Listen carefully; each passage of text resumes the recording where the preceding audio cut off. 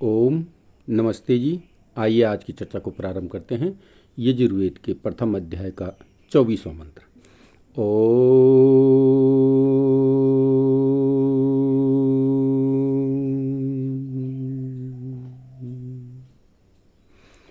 देवस्वता सवितुः प्रस्वी शिष्णुर्बाहुभ्यां पूष्णो हस्ताभ्याम्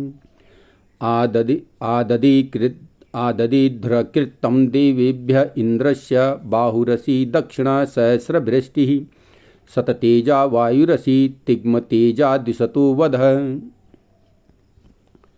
तो आइए, बहुत ही सुंदर चर्चा इस मंत्र में भी आ रखी है और प्रार्थना की गई है कि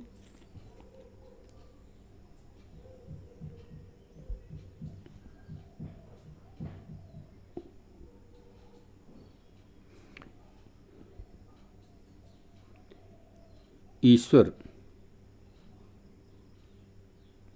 आज्ञा दे रहा है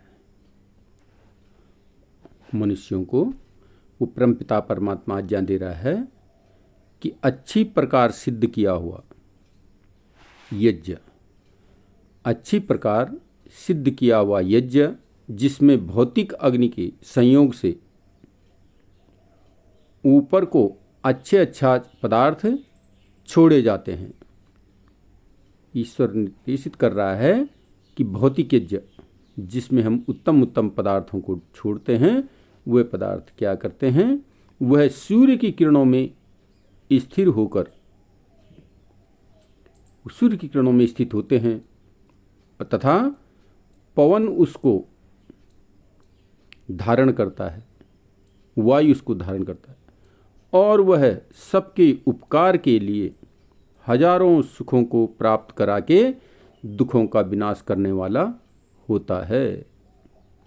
कहते हैं यज्ञ में जो भी पदार्थ हम डालते हैं वो क्या करता है, ऊपर को उठकर सूर्य की किरणों में स्थिर हो जाता है और वायु उसको ग्रहण करता है और वायु उसको ग्रहण करके इधर उधर ले जाता है और उससे जो है दुख के जीवाणुओं का नाश होकर के जल और वायु की शुद्धि होकर के मनुष्य को चहुं ओर से सुख प्राप्त होता है। तो इस मंत्र में विशेष यज्ञ के विषय पर बताया गया है कि यज्ञ में जो भी पदार्थ हम डालते हैं वो सूर्य के तेज से, ओज से विनष्ट होकर के सूक्ष्म रूप धारण करते हुए और वायु के वेग से इधर उधर फैलते हुए जल और वायु की शुद्धि करते हैं, जिससे मनुष्य को सुख प्राप्त होता है।